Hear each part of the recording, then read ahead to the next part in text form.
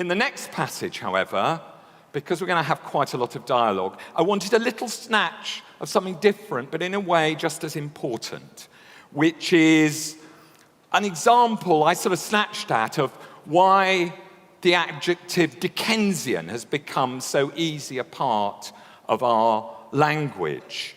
Dickensian is a word for all sorts of things, one of them being an all-embracing adjective for the kind of force of his imagination that takes a place, in this case it's going to be London, and both describes it and transforms it. So now, as a little example of that, Tom is going to read from a section of the opening of Bleak House.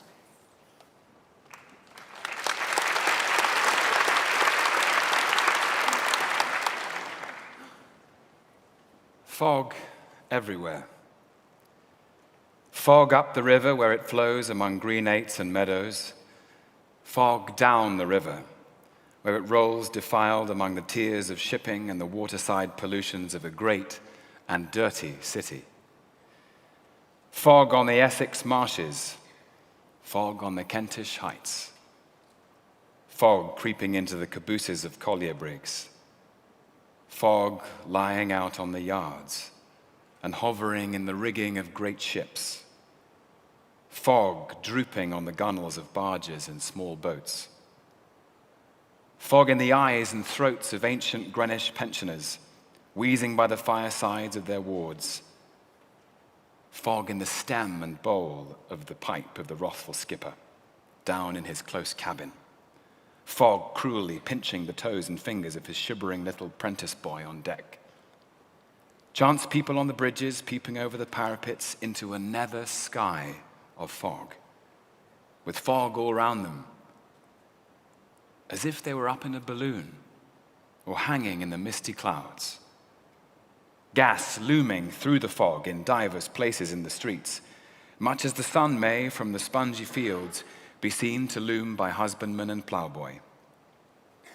Most of the shops lighted 2 hours before their time, as the gas seems to know, for it has a haggard and unwilling look.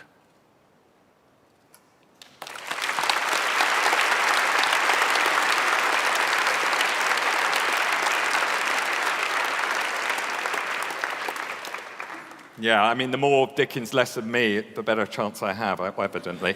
I mean, you can hear perhaps, it goes on for pages, it's all as wonderful as that. And you can hear perhaps what is, if you're a literary critic, so wonderful about Dickens. He breaks every rule for how you're supposed to write. He repeats himself, he personifies gloriously and illogically. He loves the fantastic, those people seeming to float in a balloon in the fog. And a little earlier in the opening from the passage that Tom read, he allows him, he's describing how awful it is in November in London, and he says, there's as much mud, he says, in the streets as if the waters had but newly retired from the face of the earth, and it would not be wonderful to meet a megalosaurus, 40 feet long or so, waddling like an elephantine lizard up Holborn Hill. It's the first dinosaur in English fiction, trivial fact. And it's wonderful. It's monstrous, appalling, and utterly comical with its central London waddle.